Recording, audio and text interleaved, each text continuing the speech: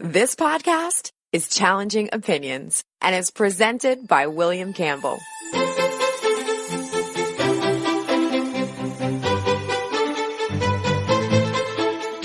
Thank you for downloading the Challenging Opinions podcast for December 30th, 2019. I heard one podcast from the BBC a while back with new ideas that intrigued me, so I got in touch with one of the participants to ask if the ideas about race and racism are real, and if they are, what do they mean?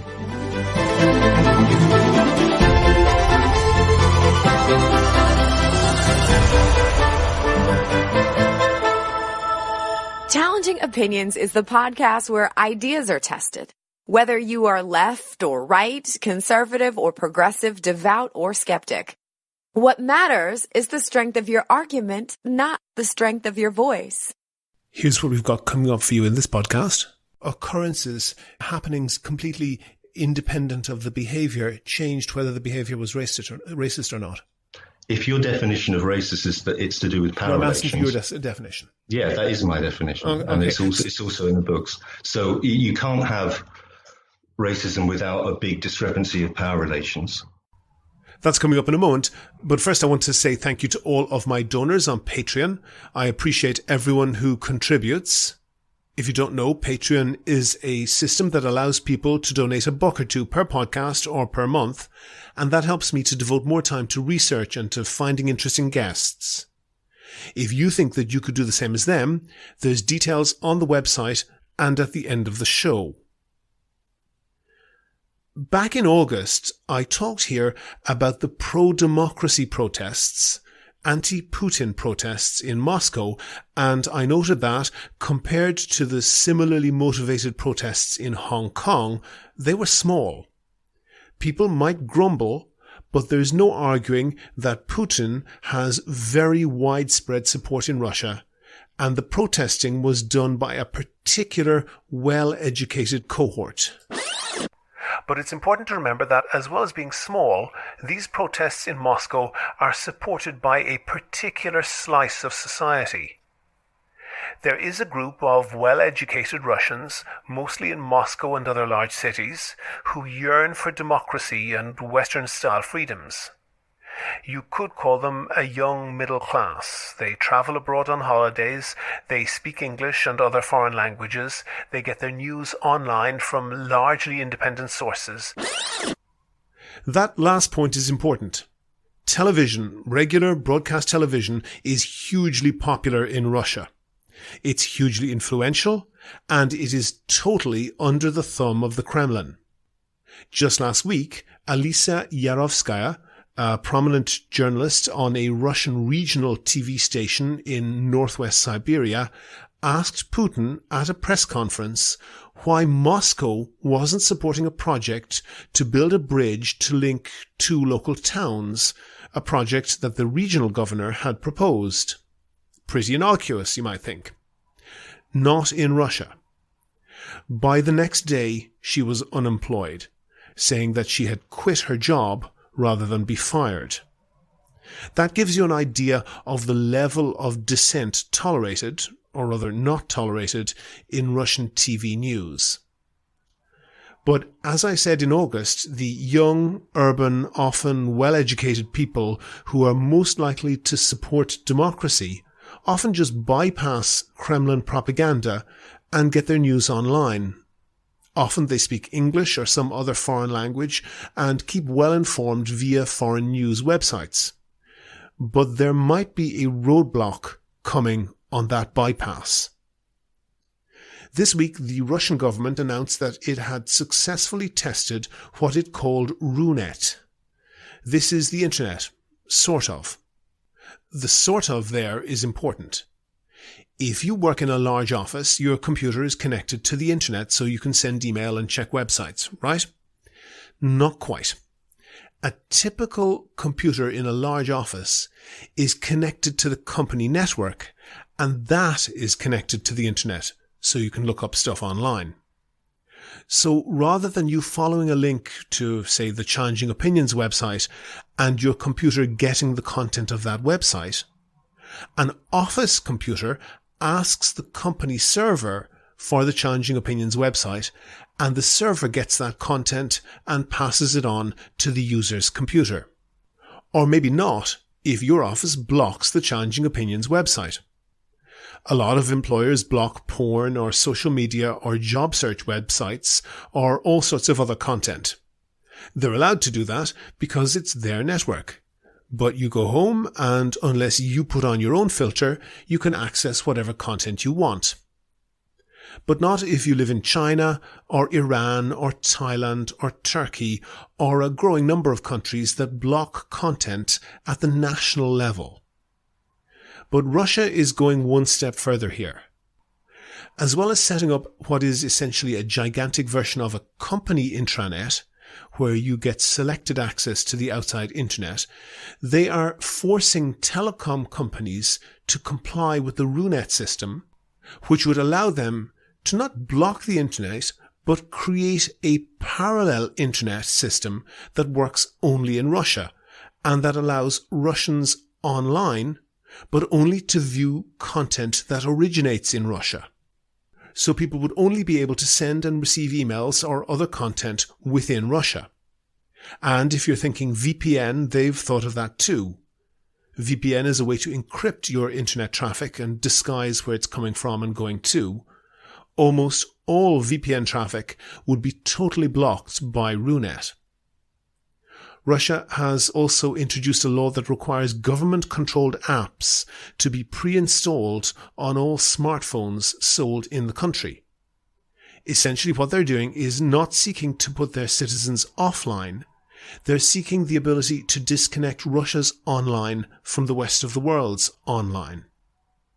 This has been called the Splinternet, where the internet is still there, but autocracies set up a system whereby websites, messaging systems and so on continue to work, but only the ones that they approve and only the ones that they can spy on when they want to. The Kremlin has said that this power will only be used in an emergency, but as with most Russian laws, there's no definition of what might constitute an emergency and no oversight of anyone making that decision. But the real significance of this is the determination of Putin, in a country where he already controls the vast majority of the media, to eliminate the last vestiges of access to free information. Do you agree? Do you disagree?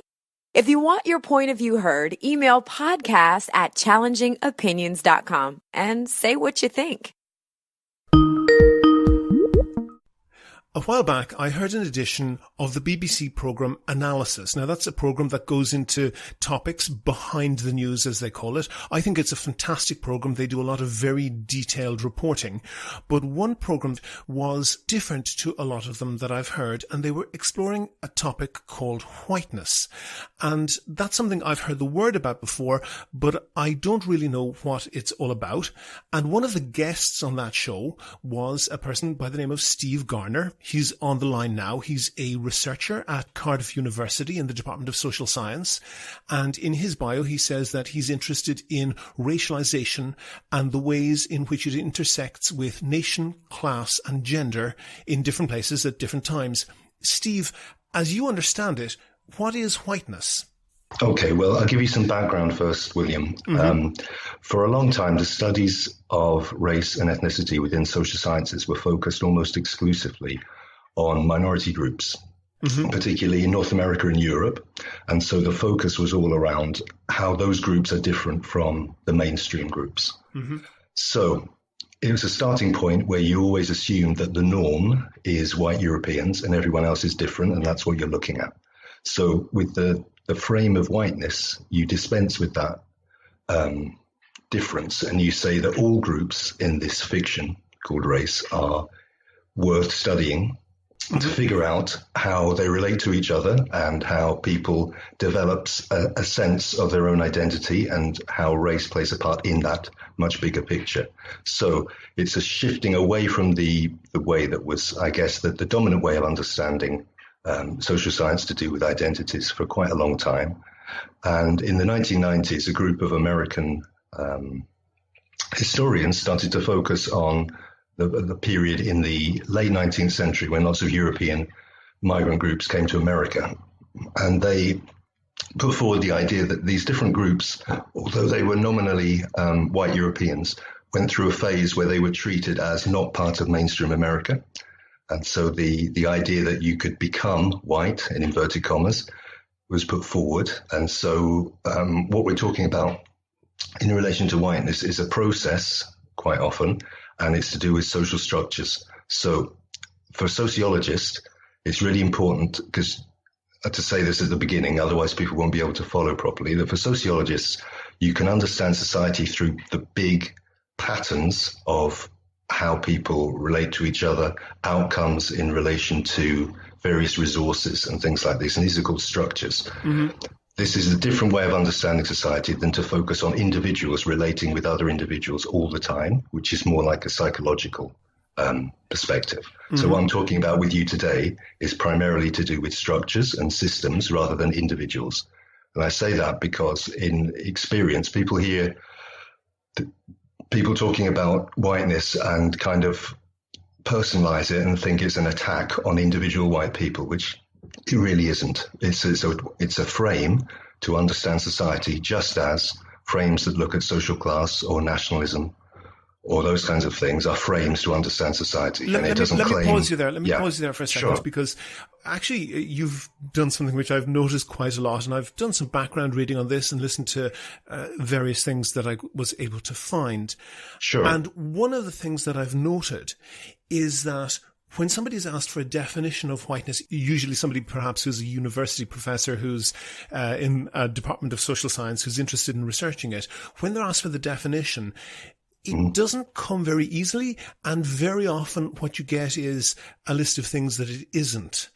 Mm-hmm. Does that suggest to you, when there's that difficulty of definition, that this is, at the very best, a contested field, but perhaps it's something that is just nebulous and doesn't exist at all?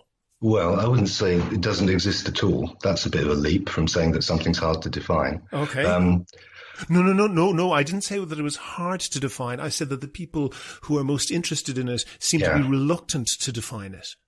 Well, it's not reluctant. It's more. I can see what you're getting at. Let me hit you with a question, Steve. Give me the back of the envelope definition. Okay, so whiteness. Well, one of the problems is that it covers lots of different things. So I'm going to say the thing that I'm most interested in. Mm-hmm. So whiteness is a description of a social system of power in which groups are racialized into different categories, and in which the dominant group is the white group. So therefore, that system of power is set up. Okay, let me repeat that to see if I've got it right. Let me see if I've got it right. So whiteness is a racialized, I guess you mean racist, system of power with white people on top. Yes, that's one slant on it. I was using other terms, but that'll do to start us off with. Yeah. And but I have to add a caveat to that, because mm-hmm. when you start to use these huge categories like white, black, Asian, etc., you kind of miss out on the various divisions within those larger groups. Yeah. So in no way am I ignoring that. Okay. But this is an understanding of large scale patterns of outcomes. It's not necessarily a focus on individual people. Okay. That's a reasonable thing to say. And it's reasonable to look at things in a very granular level. And it's reasonable to look at, as you say, large scale patterns. Mm-hmm. Would you agree that it's important to be clear on which you're looking at? Out of those two, you mean? Yes. The patterns or the micro? Oh, yeah. So I guess if you started reading this about this subject, you'd find that there are some kind of theoretical things that talk about large-scale patterns. There are some ethnographies and lots of interview-based work which talks about how individual people make sense of their identities. Mm-hmm. And the hard thing is always, for social scientists, to link those things together. Otherwise, you end up with lots of really interesting details about individuals that don't link into the bigger picture, or you just have a bigger picture with no grains in it, with no people. So I've given you a definition that's about the kind of the overview. Mm-hmm. But in order to understand how that works for real people in real situations, you also have to juggle the more micro level studies. Okay. What I want to do then is I want to go to a quote actually from that program that you participated in as well. Sure. There was also a professor from the United States, a woman by the name of Robin DiAngelo. And when she was asked for a definition, this is what she said. But what does it actually mean, the word whiteness? So whiteness is a kind of way of being that ultimately supports and props up white supremacy. Now, I know that that's a very charged term. So let me say something about the term white supremacy. Traditionally, we think about that as, somebody in a white hood. But it's actually a highly descriptive sociological term for the society we're all in. And what Robin DiAngelo there was saying was that, first of all, she jumped straight from being asked for a definition of whiteness to associating it with white supremacy, which has very specific connotations. And then she went and said that actually those specific connotations aren't correct. Everyone who's white is, and it sounded to me like she was saying everyone who's white is a white supremacist. The reason I asked you about moving from the general to the particular and back was there seems to me to be some gaping logical fallacies in this discourse.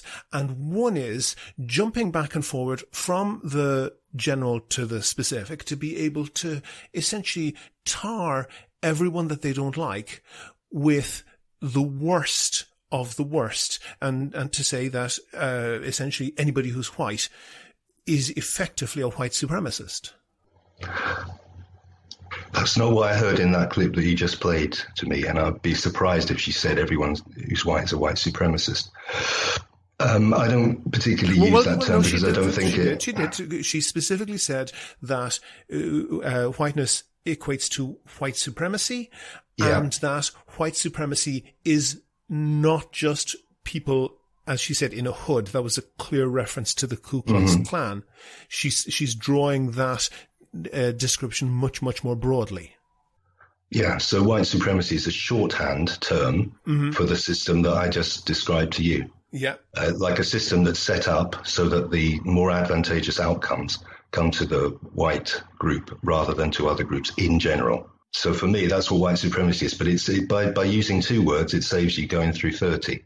So, but that doesn't very well translate into a discussion for people who aren't used to using the term like that. So I can see why there's a stumbling block with that term. Okay. And then also on that BBC program that you were on, there's a lot of talk about how white people need to analyze their own whiteness. That seems to me very, very poorly defined. Jewish people have a phrase, self-hating Jew. Whether that's a fallacy or not is a different thing. But is that trying to promote essentially the same feeling? Right. So for me, it's not about hating. It's about analyzing a system of power. And in the system of power, by definition, not so many people have power. Otherwise, there would be a deadlock on every level of discrimination. Discrimination only functions. Power by definition is scarce. Yeah. Yeah. Right. So if you're part of a system, it doesn't necessarily mean you're in the part of the system that determines things. So, for example, I would say that if you loosely divide up the categories of people, which we do in order to generalize, into racialized groups that have had racial labels attached to them, if you do that, then within each group, there'll be people who have more or less power than others. So the idea of white supremacy is that in the white group, the people who determine the big important things that happen in society and the economy and politics are primarily white people. And they have a control of a system that produces generally, and not in every case, but generally, more advantageous outcomes for other white people than relative to people who are not racialized as white. Yeah, that seems obviously true. That seems obviously true. Right, so that's what it is. And for me, but you've asked me about the self-hating Jew thing, and I want to really say that this isn't about hating yourself as a white researcher. This is about identifying patterns of power and advantage and being able to understand them. So when people say white people should examine their whiteness, what it is trying to understand how that plays out, how your advantage in some cases plays out. People don't have advantage across the board, but they have an advantage in places that maybe that they haven't thought of before. And when I've done this type of exercise in the classroom, people do come to conclusions about how advantage works and doesn't work. And for example, people who don't go through particular experiences don't know that those experiences exist. So they imagine that they are on a level playing field with other people. But when they hear other people talking about the kind of things that they experience on a daily basis, they think, actually, I didn't know about that. And I realized that because I don't have to go through it, that is an advantage in certain contexts. Mm-hmm. So it's not about hate, it's about recognizing and identifying social structures. Sure. And there's no question, Steve, there's no question that in many Western societies, being white strongly correlates with many of those advantages. Yes, it does. But a strong correlation. Hold on, Steve. A strong correlation is only that. And there are abundant particular examples where you can find white individuals who have dramatically less power than particular white black individuals. Yeah. And that tends to then focus the attention on the color of somebody's skin and not on the power relations. That seems to me to be not... When you say power relations in that relation, you're talking about socioeconomic relations, are you? Yes, exactly. Yes. Yeah. Okay. So for example, black women in the United States are generally quite a lot less powerful than white men. But if the black woman is Malia Obama and the white man is a 45-year-old coal miner who dropped out of high school and is now sick and is losing his health insurance, that is not necessarily the typical example, but those examples abound. Oh, yeah. And it seems misplaced to me to be lecturing to people like that they need to be examining the way in which they are using their whiteness against somebody who's not white. Okay, so that's a very clear and good example to give. And it's obviously clear that in the States, for example, there are more white Americans living under the poverty line than there are other groups. But it's a smaller percentage of white Americans live under the poverty line. Yes, the largest number, but they're underrepresented. That's easy statistic to understand. So, yes. Okay, so that's the big picture thing. So this is what I was saying at the beginning. For me, the paradigm of whiteness is driven by these large-scale patterns. So it doesn't discount the idea that individual people can do better or worse than others. That's not the point of it. Mm-hmm. The point is that once you start to understand the broader patterns, then you have to think about how is it that example comes about that you just gave me, because those run counter to the major patterns. I think we can agree that. I'm not sure that what you're talking about is a real thing, that a pattern, a sub-pattern, shall we say, that runs counter to the main pattern just proves that the main pattern is more complex. I didn't say it proves it. I said it is something that you have to understand. I'm saying that it proves that that the main pattern is more complex than you might like to think. Right. But I do like to think it. And if you've read my books, I'm all about that. I'm all about the complexity of it. Mm-hmm. And I'm not claiming that it's a simple one-way thing. What I'm saying is that the overall patterns say one thing, and we have to understand how those outcomes happen. Sure. So your example of the coal miner. Yes. Okay. So we think about that person, and Malia Obama also, we think about her. You also have to think about the other intersecting things. Right at the beginning, you were talking about what I put in my biography, which is that I'm interested in the intersections of people's identities. So on these different parts of people's identity, no one is just a man or just a woman or just white or just black, etc. You've got multiple sets of identifiers, right? And on each of the axes of power, you're in a different place. So that miner, for example, although because he's in the white group, he's somewhere at the top end of the spectrum in terms of race, is also somewhere near the bottom end in terms of socioeconomic status or class or whatever you want to call that, right? So you're on different axes of relative power and relative lack of power, right? So what I'm trying to do with whiteness is understand the particular outcomes that come out of racialized difference.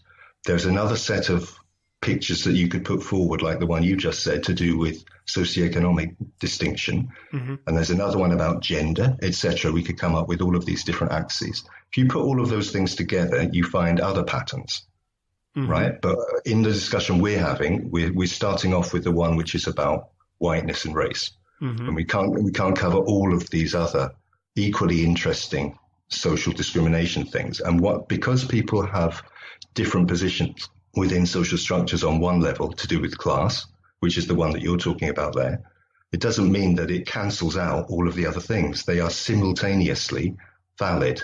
So that's my point back to you. It's not to say that your example is wrong and mine is right. I say these are both right and they need to be understood and they don't invalidate one another.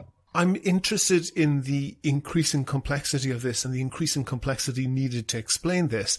And I'm reminded of when it was believed that the Earth was the center of the universe and that all the planets and the sun orbited the Earth. And as the telescope was discovered, increasingly complicated explanations about the planets going backwards and forwards were created in order to maintain that. It seems a little bit to me that what you're saying is a bit like that, Steve, that when the main thrust of the theory is observably incorrect, you're just adding layers of complexity to try and explain away those obvious errors. Well, I wouldn't say they're errors. How are they errors? Well, inconsistencies with what observed reality. I don't consider them as inconsistencies. I consider them, this is the complexity of studying social science. If you can get someone else on who can explain one of these other discrimination axes in a very clear way, where there is no blurred edges or anything complex about it, I will honestly take my hat off to them, because I think this is exactly what social science is about. And it's very rare that you get to identify a pattern where I could just say, here's the definition, 2 lines, and you could say, oh, that's really clear. What are we going to talk about for the other 29 minutes of our discussion? That's not how it works in my experience. And complexity doesn't mean that a thing is wrong. It means that you're always trying to think about how to make it more accurate. And when you do that, you let complexity into it. Okay, let me go on to one other thing then. We talked there about how people of different races may or may not be in a more powerful position, and how power coincides with that. And I'm interested more in the real world effects of that, because I talked about going from the general to the particular, and we do see, particularly in the universities, I know you work in a university, people moving from this general thrust, which is undoubtedly true that white people have a disproportionate amount of wealth and power, down to a very, very granular level. And you see in universities people who are the wrong color or whatever being told that they're not allowed to speak, not allowed to attend particular lectures, not allowed even to have an opinion in some cases. And that's not an entire group. That's actual particular individuals where the people doing that lecturing quite possibly have no idea of what their background is. This does seem to be an excuse for bad behaviour sometimes, isn't it? Well, you're painting a picture that I don't recognise at all of UK universities where I've worked. And I'm not really sure, unless you can give me specifics about what you're talking about there. That sounds like the kind of thing you'd see on a website where people are complaining about freedom of speech. In looking at where this vocabulary is used, a very significant proportion of it, certainly disproportionately so, is being used essentially to tell people not to express an opinion. It's difficult actually to find any forums that discuss this in any other context. Right.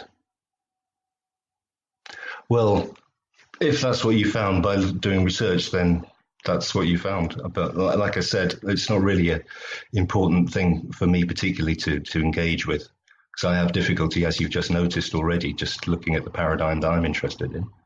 I'm not going into the social media side. But I would say that if, to stay consistent with what I've been talking about, the really important things, I would say, are to do with the outcomes of these power structures, to do with educational chances, health chances, employment chances, etc., which seem to be more important than people squabbling on social media.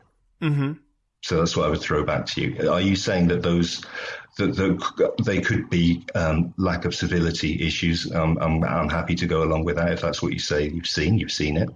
Are you saying that that's a more important issue than these long-standing and very well documented social discrimination outcomes for groups that are not racialized as white? Well, the specific answer to that's what your my question focus is no, I'm not. But this particular discourse seems to me to be problematic because it, in some cases, blurs a discussion and then uses that blurring to blame people and to express hostility towards people for particular wrongs, when those people who are on the receiving end of that hostility are clearly not the correct targets. But part of this is this confusion again between trying to understand something as a system and looking at individuals and blaming individuals. So this is not about blaming individuals, as I've already stated. So I think that what you're pointing at is a real thing, right? People are interpreting and engaging in this kind of discussion. I think personally that is in a way missing the point. And the point for me is those bigger things that I just talked to you about. Okay. So what I want to do then is I want to listen to one other short clip from that analysis program that you were on. Whiteness studies proponents see anti-Irish or anti-Polish sentiment as evidence of the fluidity of whiteness. Groups can become white over time. In fact, stay with this, a black or brown person can display whiteness. The reality there is, isn't it, that if the term is so fluid, it becomes meaningless? It could do with having some subdivisions in it rather than one term. Because whiteness already, if you look at the beginning of my book, I've got at least 5 different definitions of it. But I can see why you want to focus on that one. That's a really good example for us to get our teeth into. Do you want me to explain the background to that one? Absolutely. Okay, so different ways of understanding race. At one end of the spectrum, you have the idea that the human race is split up into racial groups with boundaries around them. Yeah, and this is a social rather than a biological thing. Yeah, so the one that I'm talking about is the biological one, and then as you've indicated, as you move along the other end of the spectrum, you move to the idea that racial identities are social and not biological. And so what Neil, who did that program, is talking about there is the part where we've moved to the idea that groups can be characterized as racial groups, even if they are nominally part of a much bigger racial group. So the 2 examples there, the Irish and Polish migrants into the UK since the 19th century, are the ones that are quite typically put forward as examples of how groups which are nominally white get moved into a subcategory where they are clearly distinguished from the mainstream, and they have characteristics assigned to them to make them different from that mainstream white group. So that's what that means. Tell me what you understand by cultural appropriation. Cultural appropriation. Okay, so cultural appropriation is to do with identifying with and adopting elements of culture and not acknowledging the way that you got hold of the culture, and quite often taking it out of a context and doing something different with it. The phrase seems to me to be thrown around at anyone, for example, there was a particular controversy in one university in the US whereby certain students demanded the sacking of a particular staff member who had suggested that students who wore Mexican-style sombreros on Halloween were not as blameworthy as the people who demanded her sacking might have said. Somebody wearing a Mexican sombrero on Halloween or some other party, are they being racist in an unacceptable way? Probably. Wearing people like Native American kit or Mexican outfits or blacking up or whatever, all of this is, all of that is racist because what it does is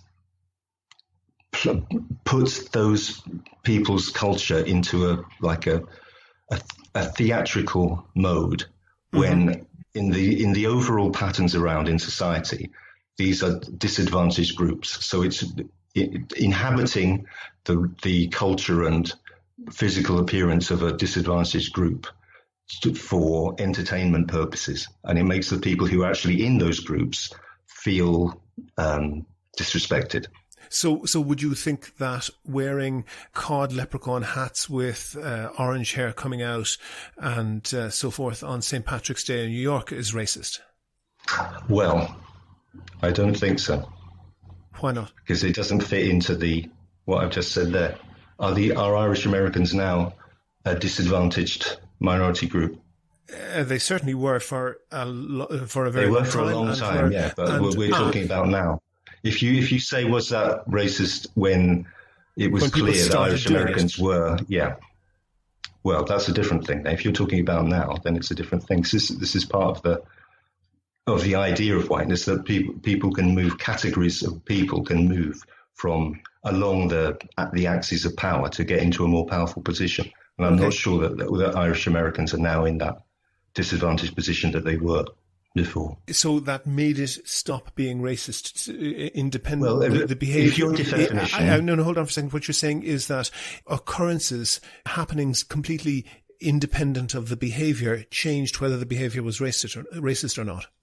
If your definition of racist is that it's to do with power relations, I'm asking for your definition. Yeah, that is my definition, and it's also in the books. So you can't have racism without a big discrepancy of power relations.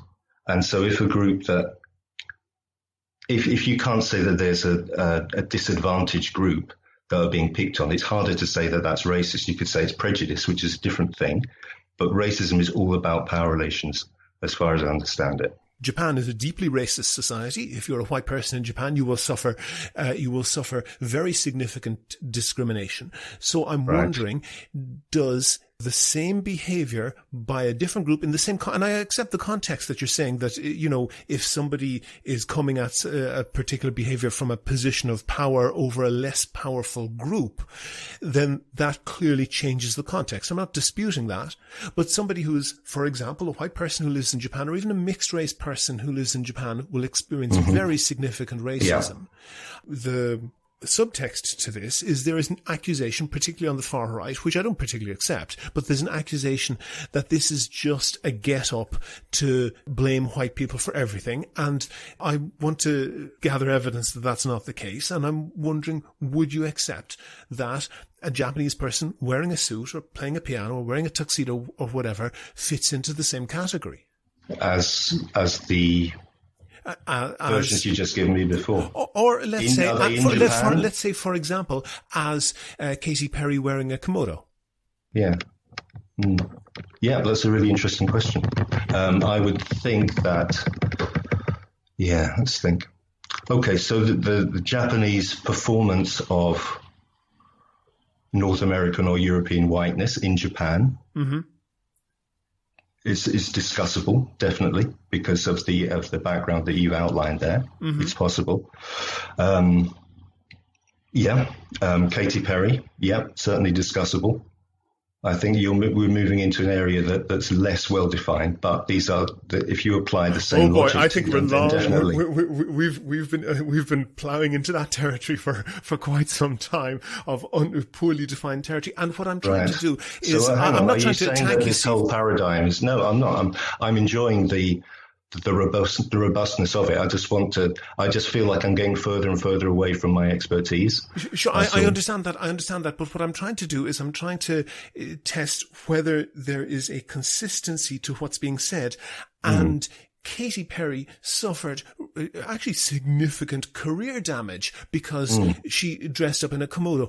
I think that most Japanese, and I know a couple of Japanese people, I think that most Japanese people didn't feel in the least bit offended by that, in the way that most white Western people would not be in the least bit offended. I certainly wouldn't if a Japanese person wore a tuxedo or a suit and played a piano and so forth. And I think that there is a tendency to attempt to create an ever-shifting set of rules which allows some people who enjoy wagging their fingers and criticizing people to constantly show how clever they are compared to everyone else. Right. And I think that is hypocrisy, that there is hypocrisy in that, and that's why I'm asking the question. I'm just putting the shoe on the other foot. Well, and I think that's a valid question. Okay. Well, I mean, these are kind of the Japanese one. I'm sure you could find better examples that would be more clearly to do with power relations and race. The Katy Perry one, maybe some Japanese people didn't feel at all offended by that. But my argument all the time, and I know I'm going to be boring, is that these are minor things down one end of the spectrum that people like to talk about, which are like, okay for discussion purposes. This is what we're doing, but it's a long way away from what I think the thrust of this paradigm is. So if by saying that we're not defining something clearly enough, or that there are counterexamples, or there are other things attached to it that don't seem very clearly defined, you're saying the entire paradigm is not, I'm going to use the word valid because that's a academic word, something that's valid or not valid. Yeah. If you're going to say that, then I would strongly disagree with you and say that what I've been saying all the way through, that this is not a paradigm that really focuses on these smaller circumstances, and it's about big picture stuff. Steve Garner, researcher in the Department of Social Science at Cardiff University, thank you very much for talking to me. Thank you for inviting me on your show, William. Bye. Never miss a show. You can subscribe to the podcast for free using iTunes, Stitcher, TuneIn Radio, or any other podcast software or app. See challengingopinions.com/subscribe for details. Go to the website for sources and links to what we were talking about. And while you're there, please like the show on Facebook, follow @ChallengingO on Twitter, and follow Steve Garner @SteveGarner5. And get in touch with me if you can suggest a guest or a topic for a future show. Also, thanks to everyone who's signed up as a patron on Patreon so far. I really appreciate you all helping me to devote more time to research and to getting new topics and new guests. And if you could do the same as them and donate $1 or $2 per podcast or per month, go to patreon.com/challengingopinions, or you'll find that link on the website. Also, you can find out how to subscribe to the podcast for free on your computer, on your phone, or by email. It's all at www.challengingopinions.com. The Challenging Opinions podcast is produced and presented by me, William Campbell. Happy New Year, and thank you for listening.